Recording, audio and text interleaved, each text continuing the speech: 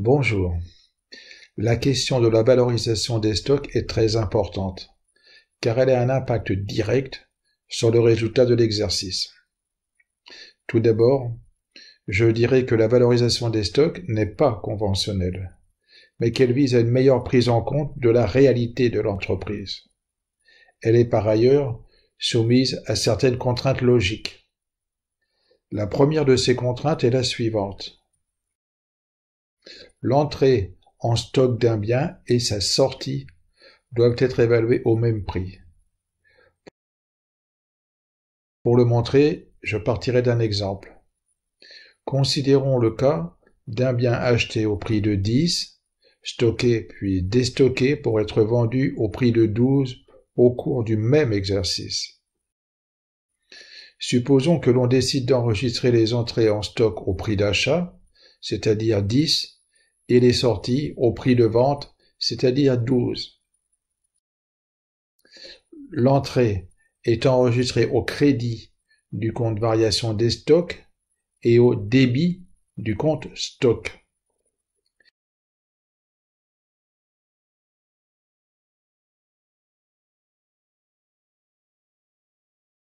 La sortie est enregistrée au débit du compte variation des stocks et au crédit du compte stock.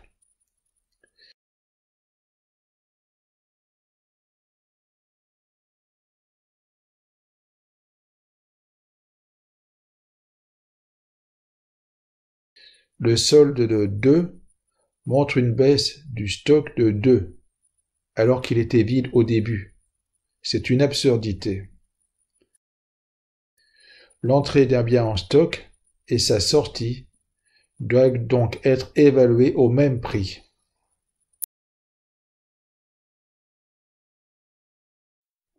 Prenons l'exemple de 10 unités d'un bien acheté au prix de 10 et revendu au prix de 12 au cours de l'exercice suivant. Nous savons que les entrées et les sorties de stock doivent être valorisées au même prix. Mais quel doit être ce prix? 10, 12 ou bien encore un autre? Supposons par exemple que nous décidions de valoriser les entrées et les sorties de stock au prix de 11. Voyons comment serait comptabilisé l'achat et la revente du bien. Au premier exercice, l'achat de 10 unités au prix de 10 correspond à un paiement de 100. Supposons que ce paiement soit réglé au comptant par chèque. Deux événements doivent être enregistrés. D'une part, l'achat du bien, d'autre part, l'entrée en stock. Commençons par l'achat du bien. Dans notre exemple, c'est la banque qui paye. Son compte est donc crédité de 100. En contrepartie, le compte achat est débité de 100.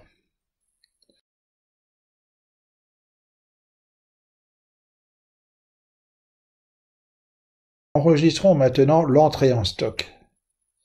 Les 10 unités étant valorisées au prix de 11, l'entrée en stock est de 110. Le compte de bilan stock est donc débité de 110.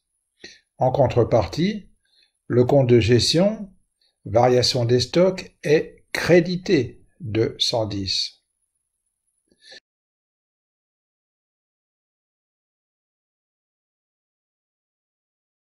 En fin d'exercice, nous devons solder les comptes. Le solde du compte de résultat est un bénéfice de 10. Le solde du compte stock est de 110. Il représente la valeur du stock à la fin du premier exercice. Comme le compte stock est un compte de bilan, son solde est repris à l'ouverture de l'exercice suivant.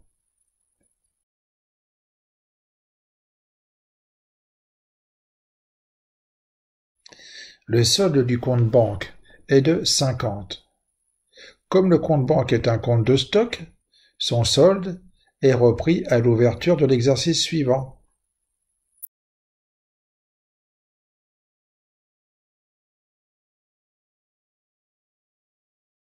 Au deuxième exercice, on doit enregistrer à la fois la vente et la sortie de stock. Les 10 unités de biens sont vendues au prix de 12. Le compte vente est donc crédité de 120. Si la vente a été réglée au comptant par chèque, c'est la banque qui reçoit l'argent. Son compte est donc débité de 120.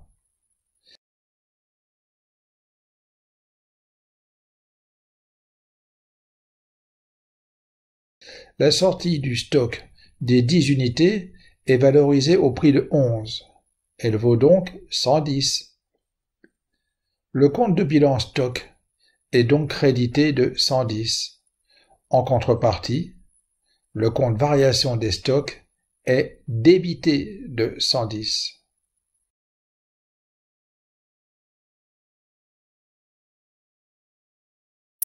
En fin d'exercice, nous devons solder les comptes. Le solde du compte de résultat est un bénéfice de 10. Le solde du compte stock est nul. Il montre qu'il n'y a plus de stock à la fin du deuxième exercice. Le solde du compte banque est de 170.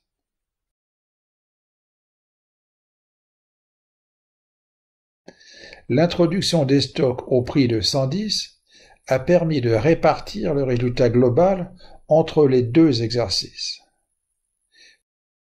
Problème. Au moment de l'achat, une entreprise ne peut jamais être certaine du prix auquel elle pourra vendre ses marchandises. À la fin du premier exercice, l'entreprise déclare un bénéfice de 10, ce qui peut l'amener à verser des dividendes de 10. Au second exercice, si les ventes ne sont pas de 120 mais de 100 seulement, elle subit une perte de 10 au deuxième exercice et aucun gain sur l'ensemble des deux exercices. Les 10 qu'elle a distribués à tort peuvent l'empêcher de rembourser ses emprunts. L'entreprise ne doit donc anticiper aucun profit et valoriser les stocks à leur prix d'acquisition. C'est le principe de prudence. Il exige de n'enregistrer le résultat que lorsqu'il devient certain.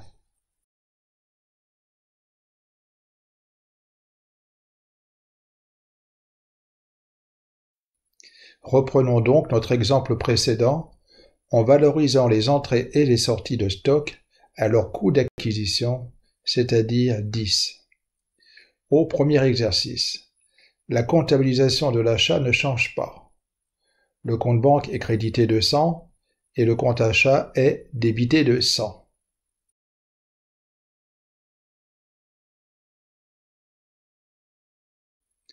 L'entrée en stock des 10 unités de biens est maintenant valorisée au prix de 10.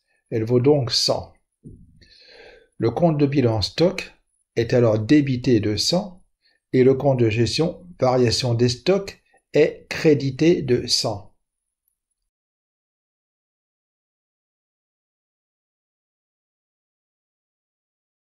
À la fin de l'exercice, on doit solder les comptes. Le solde du compte de résultat est maintenant nul, c'est-à-dire qu'il n'y a ni bénéfice ni perte. Le solde du compte de bilan stock est de 100. Il représente la valeur du stock à la fin de l'exercice. Comme le compte stock est un compte de bilan, son solde est repris à l'ouverture du deuxième exercice.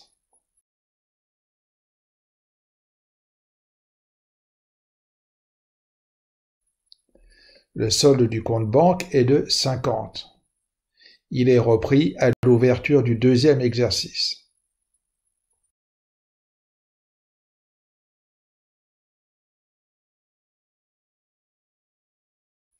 Au deuxième exercice, la comptabilisation de la vente n'a pas changé. Le compte vente est crédité de 120 et le compte banque est débité de 120.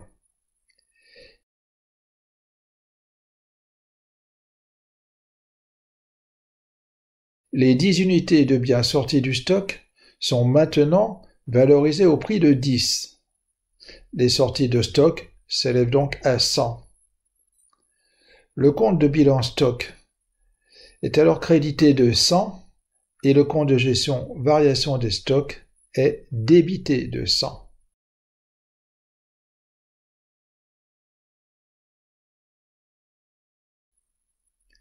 En fin d'exercice, nous devrons calculer les soldes. Le solde du compte de résultat est un bénéfice de 20. Le solde du compte stock est nul. Il montre qu'il n'y a plus de stock à la fin du deuxième exercice. Le solde du compte banque est de 170. Ainsi, le fait de valoriser les entrées et les sorties de stock à leur coût d'acquisition a permis de ne faire apparaître le bénéfice qu'au moment de la vente, c'est-à-dire au moment où il devient certain. Au premier exercice, il n'y a ni bénéfice ni perte, car le résultat ne peut être connu à ce moment. Ainsi, la comptabilisation du stock a permis d'annuler les coûts liés à l'acquisition du bien au premier exercice et de les transférer au deuxième exercice afin de pouvoir calculer le résultat réel de l'ensemble de l'opération d'achat suivie d'une revente.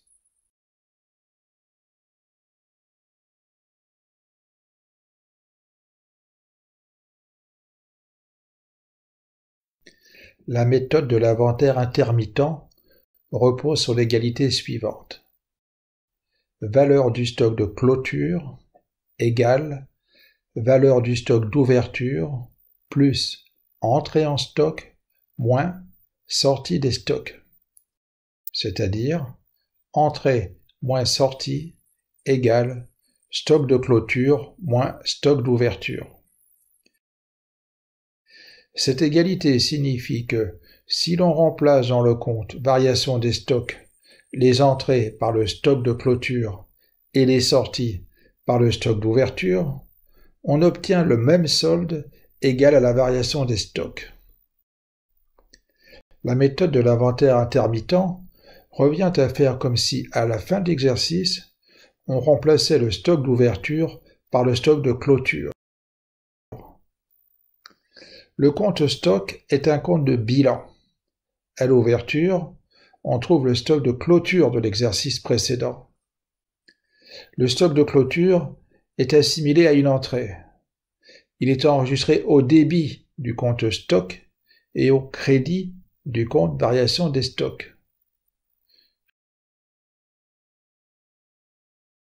Le stock d'ouverture est assimilé à une sortie de stock. Il est enregistré au crédit du compte stock et au débit du compte variation des stocks.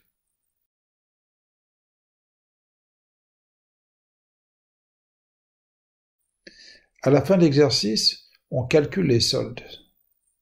Au compte stock, le compte d'ouverture apparaît à la fois au débit et au crédit. Le solde est donc le stock de clôture. Au compte variation des stocks, le solde est la différence entre le stock de clôture et le stock d'ouverture, c'est-à-dire la variation des stocks.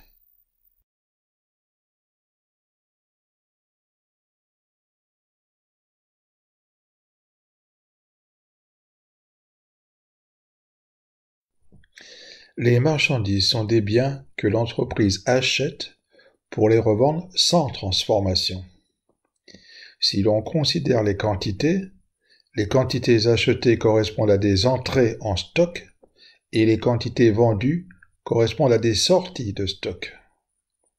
La variation des stocks est donc égale aux quantités achetées moins les quantités vendues. On a aussi l'égalité quantité vendue égale quantité achetée moins variation des stocks. On peut valoriser les quantités au coût d'acquisition, c'est-à-dire ici au prix d'achat. Les quantités vendues valorisé au prix d'achat, représente le coût d'acquisition des marchandises vendues. Les quantités achetées valorisées au prix d'achat représentent la valeur des achats. La variation des stocks en quantité valorisée par le coût d'acquisition représente la valeur de la variation des stocks telle qu'elle est comptabilisée. On a donc l'égalité. Coût des marchandises vendues égale achat de marchandises moins variation des stocks. Ainsi, au compte de résultat, la variation des stocks de marchandises est associée négativement aux achats de marchandises pour calculer le coût d'achat des marchandises vendues. La différence entre les ventes et le coût d'achat des marchandises vendues est égale à la marge commerciale. Reprenons notre exemple de marchandises achetées 100 au premier exercice, puis revendues 120 au deuxième exercice. Au premier exercice, les entrées en stock sont de 100 et il n'y a pas de sortie. La variation des stocks est donc de 100. Elle apparaît avec un signe négatif au débit du compte de résultat. Au deuxième exercice, les sorties de stock sont de 100 et il n'y a pas d'entrée. La variation des stocks est donc de moins 100. Elle apparaît avec un signe positif au débit du compte de résultat.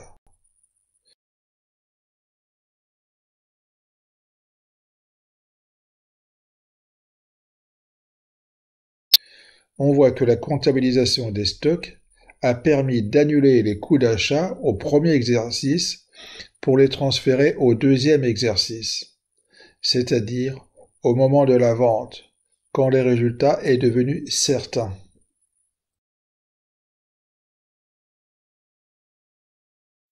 Les matières premières sont destinées à être consommées dans le processus de production de l'entreprise.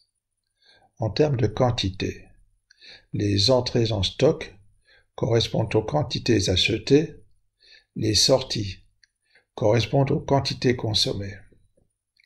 La variation des stocks est donc égale aux quantités achetées moins les quantités consommées. On a aussi l'égalité. Quantité consommée égale quantités achetées moins variation des stocks.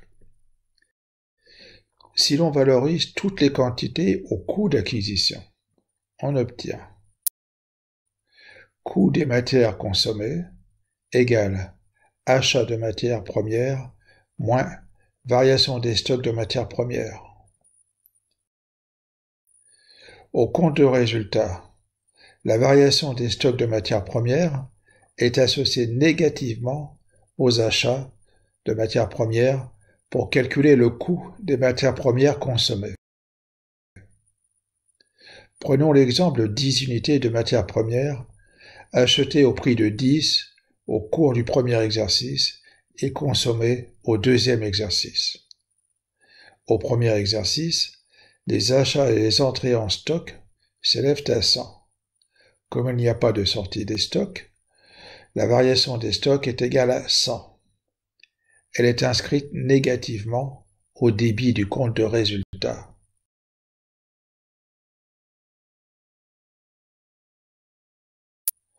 Au deuxième exercice, les sorties de stock s'élèvent à 100. Comme il n'y a pas d'entrée, la variation des stocks est de moins 100. Elle est inscrite avec un signe positif au débit du compte de résultat.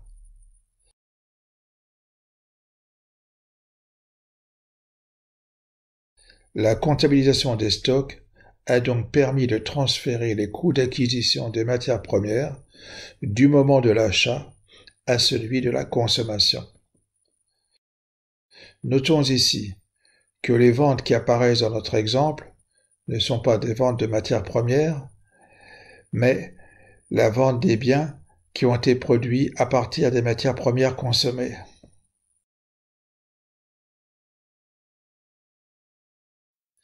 Les biens produits par l'entreprise peuvent être soit vendus, soit stocké. En termes de quantité, on peut dire que l'on a l'égalité suivante. Production égale production vendue plus variation des stocks. Mais il y a une différence importante avec la comptabilisation des marchandises et des matières premières. En effet, on ne peut plus valoriser tous les éléments de la même manière. La production vendue doit être évaluée au prix de vente, les entrées en stock et les sorties de stock de produits doivent être évaluées au coût de production. Malgré tout, le plan comptable associe la production vendue et la variation des stocks de produits au crédit du compte de résultat. La variation des stocks de produits prend alors le nom de production stockée. La production stockée apparaît au crédit du compte de résultat en association avec la production vendue.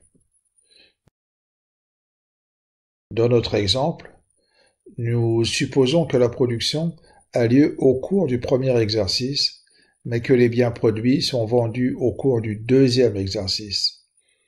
Nous supposons également que le coût de production est constitué uniquement de matières premières achetées au prix de 100 au premier exercice.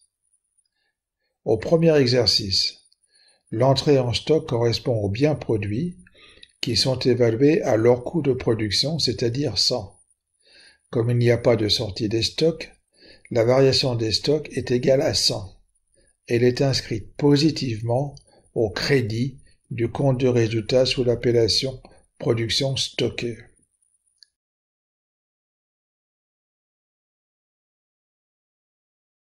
Au deuxième exercice, la production est vendue. La sortie du stock est valorisée au coût de production, c'est-à-dire 100. Comme il n'y a pas d'entrée, la variation de stock est égale à moins 100. Elle est inscrite négativement au crédit du compte de résultat sous l'appellation production stockée.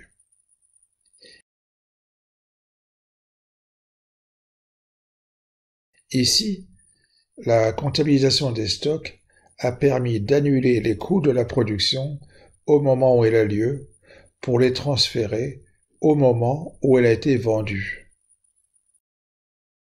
Notons que si les matières premières n'avaient pas été achetées au premier exercice, mais au cours d'un exercice précédent, on n'aurait pas le compte achat au débit du compte de résultat du premier exercice, mais le compte variation des stocks de matières premières.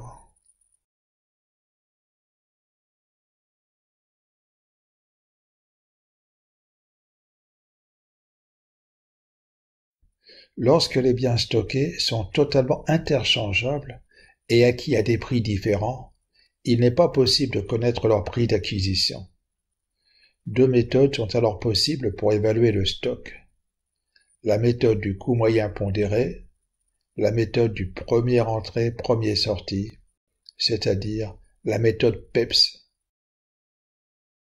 Dans la méthode du coût moyen pondéré, le coût de chaque élément est déterminé à partir de la moyenne pondérée du coût d'éléments similaires au début d'une période et du coût d'éléments similaires achetés ou produits au cours de la période.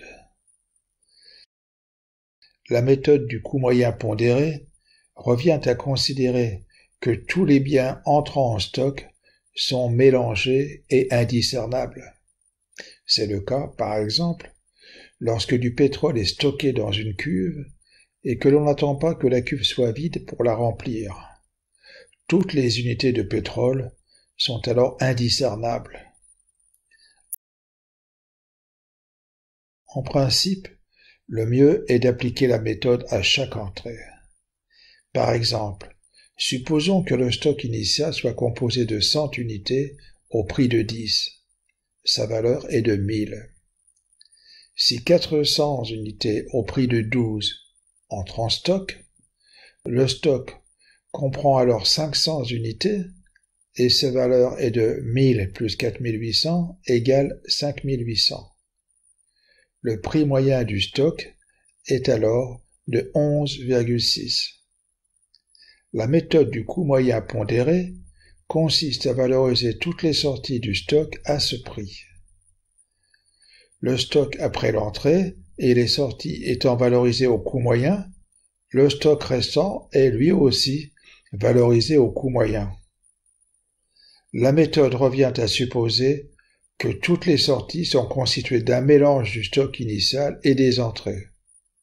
Dans notre exemple, cela revient à considérer que 20% de chaque sortie proviennent du stock initial et que 80% proviennent de la dernière entrée.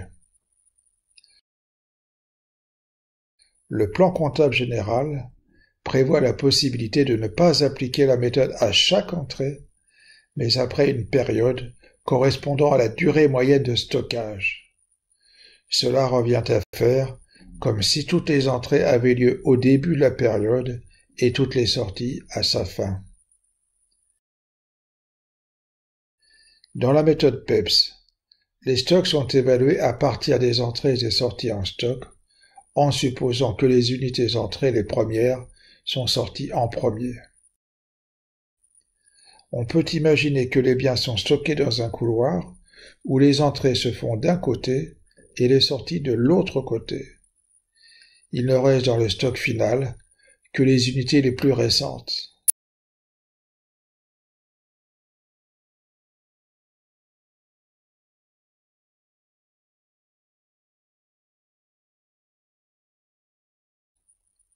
Dans cet exemple, les biens restants en stock sont les dernières entrées. Le stock en fin d'exercice est évalué à 80 plus 110 égale 190.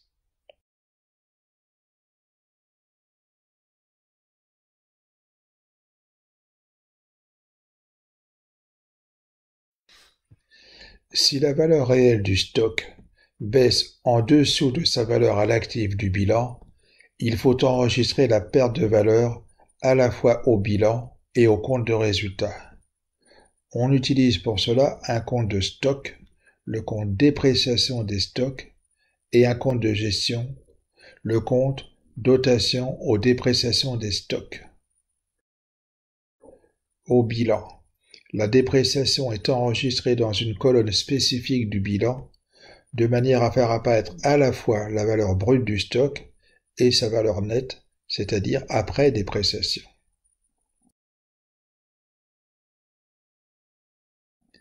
Puisque la dépréciation correspond à une perte, elle est enregistrée au débit du compte de gestion dotation dépréciation des stocks et au crédit du compte de bilan dépréciation des stocks.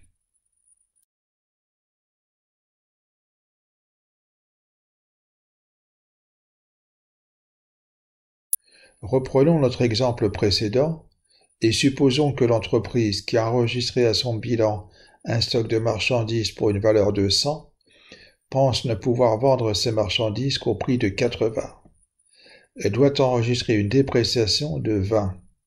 Ceci sera enregistré au compte de résultat et au bilan de la manière suivante.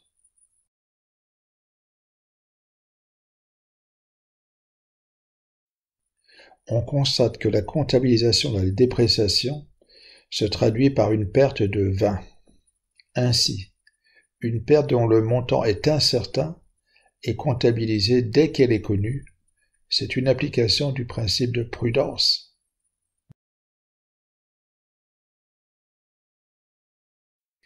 Au moment de la sortie des stocks, il faut annuler la dépréciation puisqu'elle n'est qu'une perte estimée et la remplacer par la perte réelle. Pour cela, on utilisera au compte de résultat un nouveau compte, le compte repris sur dépréciation des stocks. La dépréciation sera alors annulée en créditant le compte repris sur dépréciation des stocks par le débit du compte de bilan dépréciation des stocks.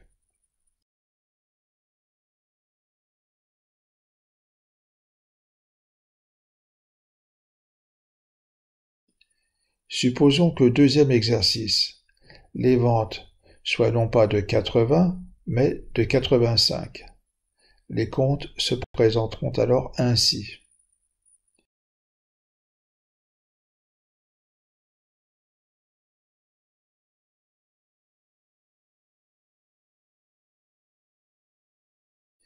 On constate que la reprise sur dépréciation des stocks permet d'enregistrer un bénéfice de 5 au deuxième exercice. Ainsi, la comptabilisation des dépréciations a permis d'enregistrer la perte de montant incertain dès qu'elle a été connue. Une correction a été apportée au deuxième exercice de telle manière que sur l'ensemble des deux exercices, le résultat global corresponde à la perte réelle.